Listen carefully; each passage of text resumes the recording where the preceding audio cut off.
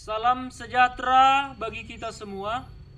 Saya Togap Siringo, guru agama Kristen di SMP Negeri 1 Siom 460, Kabupaten Dairi.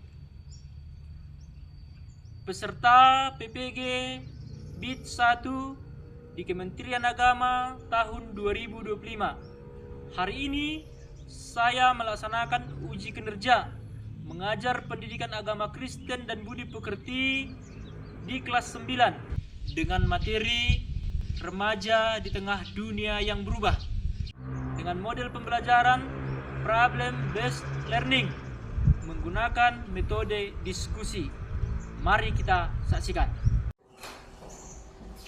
Selamat siang anak-anak kami. Siang, Pak. Oke, apa kabar hari ini? Sehat, Pak. Oke, baik, luar biasa semangatnya. Mana ketua kelas? Pak. Oke, baik. Sudah masuk semua? Sudah, Pak. Sudah masuk. Ada yang tidak hadir? Hadir semua, Pak. Hadir semua. Baik, mantap ya. Semangat kelas ketiga ini. Sebelum kita mulai proses pembelajaran, terlebih dahulu kita kebaktian. Maka tugas kebaktian silakan maju ke depan. Shalom bagi kita semua. Shalom. Kita bernyanyi dari Himne Jemaat nomor 457 ayat 1. Ya Tuhan tiap jam, kita nyanyikan bersama. Ya Tuhan tiap jam ku memerlukan-Mu. Engkaulah yang memberi sejahtera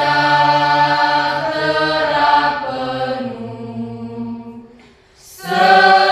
Setiap jam ya Tuhan, Dikau ku perlukan, ku datang juru selamat, berkatilah. Firman Tuhan yang menyapa kita di siang hari ini tertulis dalam 1 Timotius 4 ayat 12. Mari kita membacanya bersama. Jangan seorang pun menganggap engkau rendah karena engkau muda. Jadilah teladan bagi orang-orang percaya dalam perkataanmu, dalam tingkah lakumu, dalam kasihmu, dalam kesetiaanmu, dan dalam kesucianmu. Demikian firman Tuhan, mari kita bersatu dalam doa. Terima kasih Bapa, terima kasih Yesus buat segala penyertaan dan kasih yang Kau berikan kepada kami di siang hari ini Tuhan. Kami masih dapat berkumpul bersama di ruangan ini untuk memulai pelajaran kami. Begitupun Tuhan kami dengan anak-anak-Mu, kiranya Kaulah buka pintu pikiran hati kami supaya kami dapat memahami dan menerima pelajaran-pelajaran yang diberikan oleh Bapak Guru kalian. Hanya ini doa kami Tuhan, terpuji dan termulia nama-Mu hari ini sampai selama-lamanya. Kami berdoa dan mengucap syukur. Haleluya. Amin. Udah siap kira-kira belajar hari ini? Siap. Kurang semangat jawabannya di sana. Semangat dulu. Udah siap kira-kira? Sudah. Harus semangat ya. Belajar itu adalah persiapan untuk menuju sukses ke depan. Mari perhatikan ke depan. Ini materi kita hari ini. Remaja di tengah dunia yang berubah. Nah, apa kira-kira tujuan pembelajaran nanti? Yang pertama, setelah mengikuti pembelajaran ini, siswa atau peserta didik diharapkan mampu menjelaskan konteks kehidupan masyarakat di era globalisasi. Yang kedua, siswa mampu menjelaskan tantangan-tantangan yang dihadapi remaja pada masa kini. Yang ketiga, siswa mampu memahami pentingnya bertindak sesuai dengan nilai-nilai Kristiani di tengah dunia yang berubah. Yang terakhir, siswa mampu bersaksi tentang perilaku berperan aktif dalam menyikapi dunia yang berubah. 4 tujuan pembelajaran kita. Pertanyaan pemantik. Kira-kira apa yang dimaksud dengan dunia yang berubah menurut kamu? Siapa kira-kira yang bisa memberikan pendapat? Yang dimaksud dengan dunia berubah yaitu menurut saya yaitu perantaranya penggeseran atau perubahan baik dari waktu ke waktu, baik dalam bidang teknologi, budaya, cara komunikasi, pola pikir manusia, dan kondisi alam dalam lingkungan. Luar biasa ya. Tepuk tangan dulu.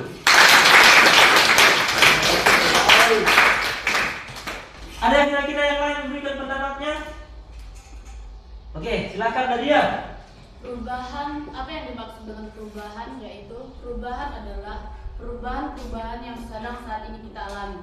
Zaman dulu orang mengalami atau disebut juga dengan zaman-zaman kuno. Sekarang perubahan yang kita alami dapat juga disebut dengan perubahan zaman modern. Luar biasa ya. Tepuk tangan dulu. Dia juga menyimpulkan perubahan itu terjadi karena pergeseran. Dulu zaman kuno, sekarang zaman modern. Untuk pertanyaan nomor 2 kita, berikan contoh lingkunganmu yang mengalami perubahan. Siapa kira-kira yang bisa memberikan pendapatnya? Oke, silahkan. Contoh lingkungan yang mengalami perubahan. Pertama, sekolah. Pada zaman dulu, sekolah masih menggunakan kertas untuk dalam buku dan belajar. Sedangkan zaman sekarang bisa dilakukan dengan cara menggunakan laptop atau dibilang dengan Zoom. Kedua, orang tua lebih sering untuk memanfaatkan pekerjaannya daripada untuk mengurus anaknya. Berdampak, anak-anak lebih mandiri untuk dalam perubahan tersebut. Oke, luar biasa ya jawabannya. Ada 4 tadi jawaban yang diberikan Ani, contoh-contoh perubahannya. Mulai dari di keluarga, di sekolah, di lingkungan kita tadi sampai penebangan hutan secara liar. Nah, ini perubahan dampak teknologi. Contoh tadi di sekolah menggunakan pelajaran seperti ini. Itulah contoh perubahan. Berarti sudah menyala ya. Oke, kita lanjut ini. Nah, ini gambaran. Seperti apa sih gambarannya ketika aku mengikuti pembelajaran ini? Pertama, gambaran manfaat mempelajari materi ini. Kita nanti memahami konteks perubahan zaman. Yang kedua, menyadari tantangan dan peluang. Ketika zaman itu terus berubah, maka harus ada tantangannya. Bagaimana membuat peluangnya? Baru mendorong perilaku positif dan Kristen. Ini paling penting sebagai remaja Kristen. Jangan sampai terpengaruh dengan kemajuan zaman. Ada nilai-nilai Kristen yang menjadi patokannya atau contoh. Yang terakhir, mempersiapkan masa depan dengan bijak. Apalagi ini mau tamat ini GCM ini harus bisa sekarang kau rencanakan masa depan. Ini gambarannya ya. Terus untuk mengukur ketercapaian pembelajaran ini, maka dilakukan assessment, penilaian. Yang pertama, assessment komparatif. Pembelajaran ini Bapak nilai nanti pada saat berlangsung siapa kira-kira yang aktif, yang sering memberikan pendapatnya, yang menghargai pendapat temannya. Nah, dinilai itu. Maka semua harus aktif ya. Baru asesmen sumatif. Nanti Bapak lakukan di akhir pembelajaran untuk melihat sejauh mana pemahaman terhadapnya. Siap kira-kira? Siap. Nah, kita masuk ke kegiatan inti. Ini ada gambar tentang revolusi industri. Bagaimana pendapatmu mengenai gambar ini? Mari dia mati di tempat. Dari sini kira-kira siapa yang bisa memberikan pendapatnya? Oke, silakan. Pada masa 1.0, manusia masih berburu hewan untuk mereka makan dengan tenaga mereka sendiri dan dengan panah yang mereka ciptakan. Berkembangnya pada 5.0, manusia sudah tidak diperlukan lagi untuk tenaga kerja, melainkan sudah robot. Karena mobil juga sudah tidak diperlukan supir lagi untuk berjalan, tetapi robot. Bahkan di rumah sakit juga sudah tidak diperlukan dokter atau perawat, sudah dengan tenaga robot. Luar biasa, tepuk tangan. Ada kira-kira sekali lagi nih, ini laki-laki ini kemarin ya, nggak terdengar suaranya. Sini tadi sudah, sebelah sini. Ya, si Ananda silakan. Pada gambar 1,0 manusia masih berburu hewan untuk keperluan manusia. Pada gambar 2.0 manusia sudah mulai bertani karena merasa bahwa berburu maka hewan-hewan akan semakin sedikit. Pada gambar 3.0 manusia sudah menemukan mesin-mesin untuk membantu pekerjaan mereka. Pada gambar 5.0 sudah tidak diperlukan lagi manusia untuk melakukan kegiatan-kegiatan karena sudah banyak robot-robot yang diciptakan agar dapat membantu manusia dalam bekerja. Luar biasa, tepuk tangan. Baik, kemudian si Ananda. Nah, si Ananda juga udah menjelaskan perubahan-perubahan yang terjadi dari zaman dulu sampai zaman kita sekarang dan akan realisasi 5.0 yang sudah terjadi di negara Jepang pada saat ini. Oke, baik, kita lanjut ya. Perubahan sebagai hukum kehidupan. Ini ada pendapat Herakleitos mengatakan nothing adults but change. Kalau diterjemahkan dalam bahasa Indonesia, tidak ada yang abadi kecuali perubahan itu sendiri. Artinya semua pasti akan berubah. Diperkuat lagi oleh John F. Kennedy. Ini Presiden Amerika Serikat yang ke-35 mengatakan waktu dan dunia tidak diam saja, maka perubahan itu adalah hukum kehidupan. Mereka yang hanya memandang ke belakang atau ke masa kini pasti akan kehilangan masa depan. Maka teknologi ini, perubahan di bidang teknologi dan pengetahuan. Yang kedua, perubahan di bidang ekonomi. Ekonomi ini secara garis besarnya berubah di negara kita ini sejak tahun 2015 setelah kita dilibatkan sebagai masyarakat ekonomi. Artinya ini peluang positifnya kepada negara kita bahwa barang-barang yang diproduksi oleh perusahaan Indonesia bisa diperjualbelikan antar negara. Tapi di satu sisi jadi tantangan juga karena barang-barang yang dari luar harus siap juga diperjualbelikan di negara kita ini. Siap gak kira-kira kita bersaing dengan kualitas? Nah, ini gunanya, makanya remaja di tengah dunia yang kedua ini harus diberikan materi. Nah, untuk itu silahkan dulu saksikan video ini ya sebagai video pembelajaran. Nanti siap itu kau berikan pendapat melalui diskusi kelompok. Yuk, silakan.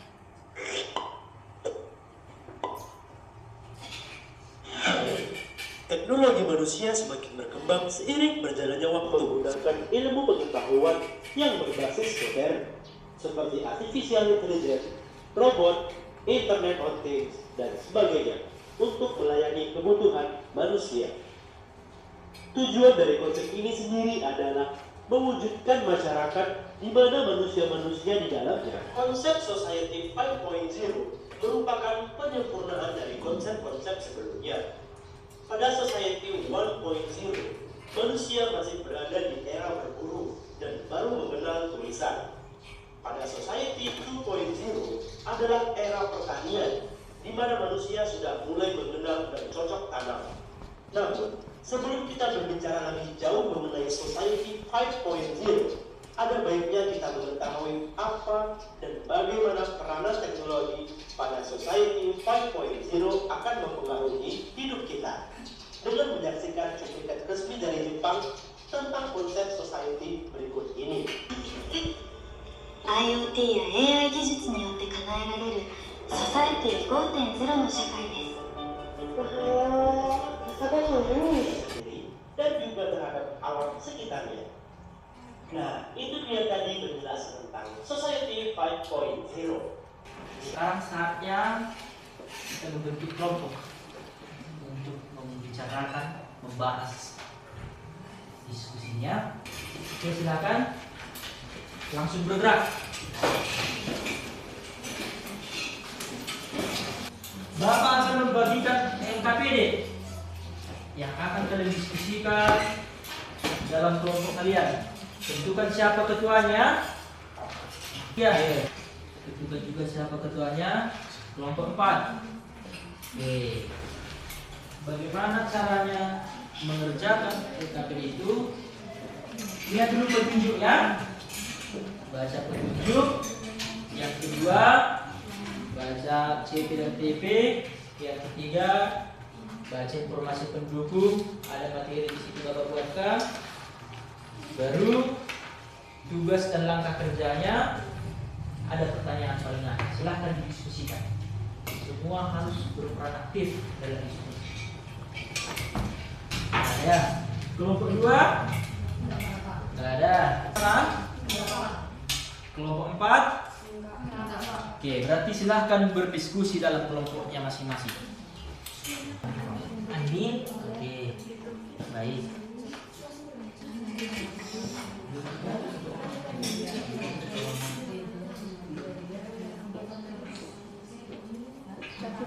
Joki, oke.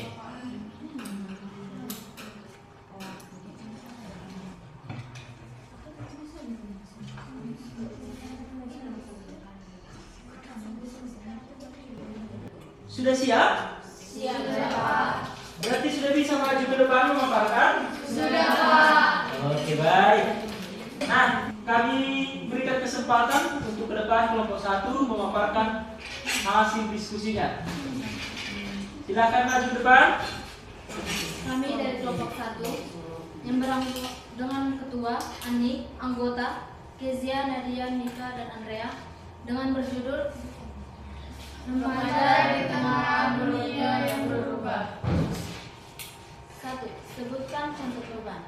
Dalam perubahan sosial, perubahan yang terjadi di bidang sosial yaitu dulu orang-orang untuk melakukan aktivitas atau berinteraksi melalui tatap muka untuk bercengkrama, sedangkan untuk yang sekarang karena adanya terjadinya teknologi orang-orang berkurangnya berinteraksi melalui tatap muka atau berkumpul sesama melainkan dengan menggunakan handphone.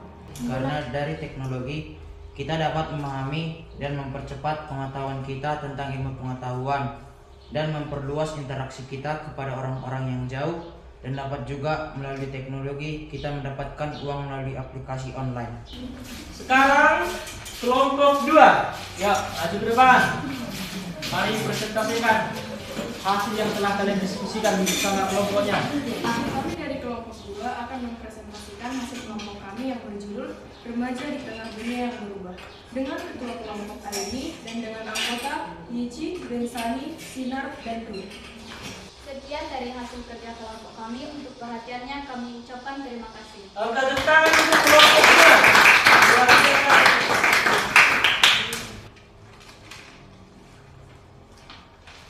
Buatlah sebuah semboyan tentang komitmen kelompok menjadi berkat bagi lingkungan yang berubah. Kami remaja Kristen tidak akan terbawa arus perubahan, tetapi kami tetap menjadi garam dan terang dunia. Sekian dari hasil diskusi kami dari kelompok 4. Dari kurang lebih kami ucapkan maaf, dan atas perhatian teman-teman sekalian kami ucapkan terima kasih.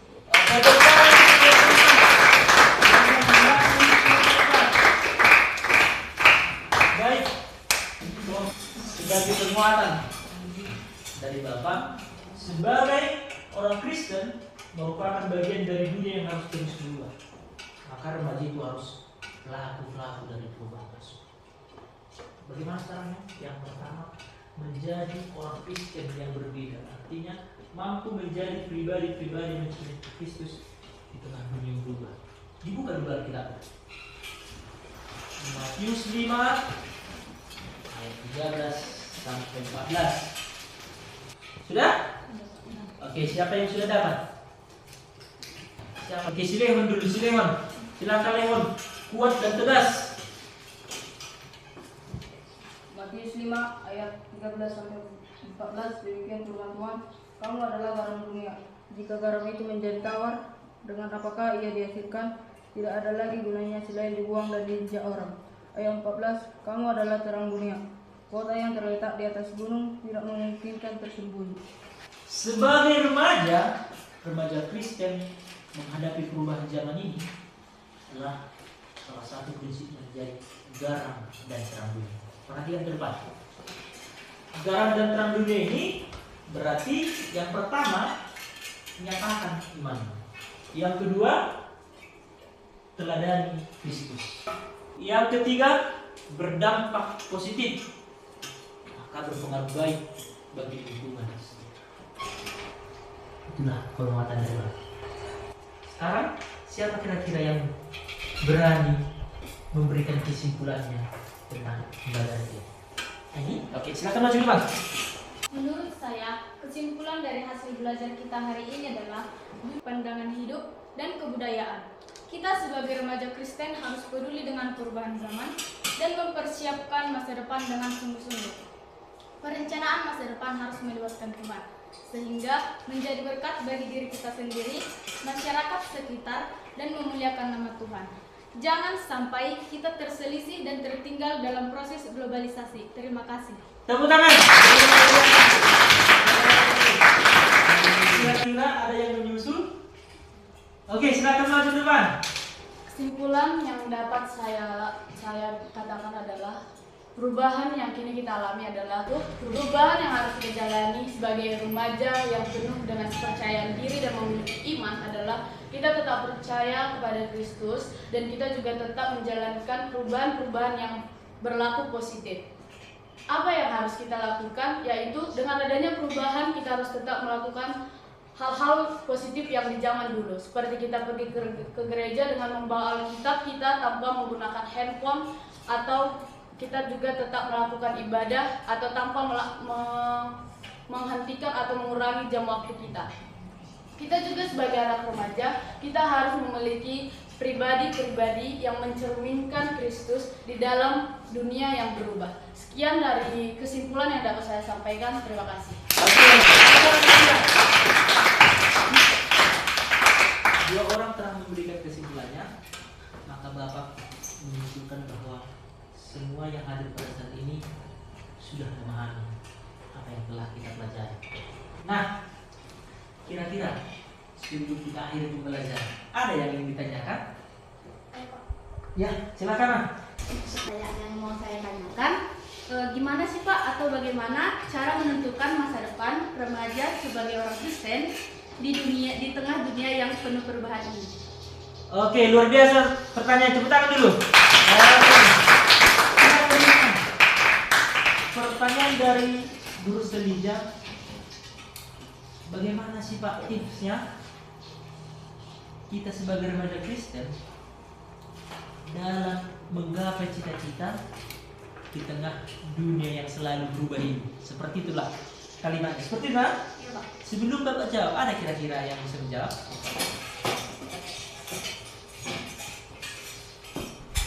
Langkah praktis yang dilakukan atau tips yang akan dilakukan seorang remaja yaitu melibatkan Tuhan dalam segala hal atau dalam segala perencanaan yang kita buat. Yang kedua, mempersiapkan diri. Yang ketiga, luwes dan fleksibel. Yang keempat, mengenali potensi dan kecerdasan yang ada dalam diri kita. Oke, luar biasa. Tepuk tangan dulu. Apa lagi kira-kira? Oke, silakan. Menurut saya beberapa langkah praktis untuk menentukan masa depan remaja Kristen di tengah dunia yang selalu berubah ini, yaitu yang pertama adalah mengenali potensi pada diri kita dan apa yang kita miliki atau bakat yang kita miliki itu harus kita asah, karena banyak remaja Kristen yang tidak mengenali dirinya sehingga mereka gagal dalam segala hal untuk mencapai tujuan yang mereka lakukan. Dan yang kedua itu melibatkan Tuhan dalam segala tujuan yang ingin kita capai, karena Tuhan yang mengetahui di mana kita dan Tuhan yang mengetahui kita masa depan kita selanjutnya. Dan yang ketiga itu mempersiapkan diri. Mempersiapkan diri itu penting bagi kita karena tidak ada tujuan yang ingin kita capai itu secara instan. Itu harus melalui banyak proses yang kita jalani. Dan yang keempat itu luwes atau mempunyai rencana A dan rencana B. Jadi kalau rencana A ini gagal, kita tidak usah takut lagi karena kita sudah menyiapkan rencana B. Sekian dan terima kasih. Oke, depan. Benar sekali ya pendapat teman-teman tadi. Yang pertama, melibatkan Tuhan. Itu sudah pasti. Sebagai Kristen harus melibatkan Tuhan. Yang kedua, tulis atau reflektif. Maka mencapai cita-cita ini sangat susah. Nah, Bapak sangat bangga pada pertemuan kita hari ini. Semua kelompok tadi aktif memberikan pendapatnya. Ketika presentasi juga memberikan penjelasannya, semua aktif, dan kelompok yang lain mendengarkan. Luar biasa. Maka kedepannya supaya lebih memahami lagi kan bagaimana remaja di tengah dunia yang berubah ini, terus pelajari dari gejala. Nah, bisa dari internet, dari buku, dan bahkan dari pengalaman. Pengalaman siapa? Hanya orang tuamu. Dulu seperti apa ya kalian? Dulu seperti apa ya? Maka diceritakan dengan perubahan. Kan? Luar biasa pembelajaran kita hari ini. Remaja di tengah dunia yang berubah, maka hiduplah sebagai remaja Kristen yang mampu beradaptasi. Tepuk tangan untuk kita semua.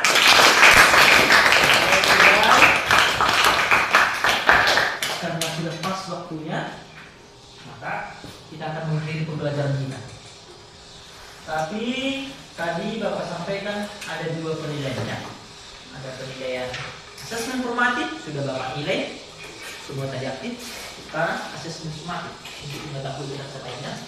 Ini silahkan dikerjakan di rumah. Maka pertemuan berikutnya akan Bapak nilai sesuai dengan rubrik penilaian yang telah saya buatkan. Paham kira-kira? Paham. Baik, karena sudah paham, untuk menutup proses pembelajaran kita akhiri dengan kebaktian. Silakan petugas kebaktian menutupnya. Baik teman-teman, untuk proses pembelajaran kita, mari kita bernyanyi dari Kidung Jemaat nomor 400 ayat 1. Sudah di jalan mulia, tetap doaku inilah. Kita nyanyikan bersama. Sudah di jalan mulia, tetap doaku inilah, ke tempat tinggi dan teguh, Tuhan mantapkan langkahku. Ya Tuhan, angkat diriku lebih dekat kepadamu, di tempat tinggi dan teguh, Tuhan mantapkan langkahku. Teman-teman, mari kita berdoa. Allah Bapa yang bertahta dalam kerajaan surga, puji dan syukur kami panjatkan kehadirat-Mu Bapa. Bapa, kami sudah selesai belajar. Semoga pelajaran yang kami pelajari dapat bermanfaat bagi masa depan kami. Bapa, kami adalah manusia yang tidak luput dari dosa. Ampunilah segala dosa kami, sengaja maupun tidak sengaja, agar tidak terhalang kasih karunia yang akan Kau berikan kepada kami. Begitu juga dengan guru-guru kami, berilah mereka kesabaran dan ketabahan untuk mendidik kami Bapa. Hanya guru Anak-Mu dalam nama Tuhan Yesus Kristus kami berdoa dan ucap syukur kepada-Mu. Amin. Demikianlah proses pembelajaran kita hari ini. Sampai bertemu di pertemuan selanjutnya. Maka saya akhiri dengan kata selamat siang. Siang, Pak.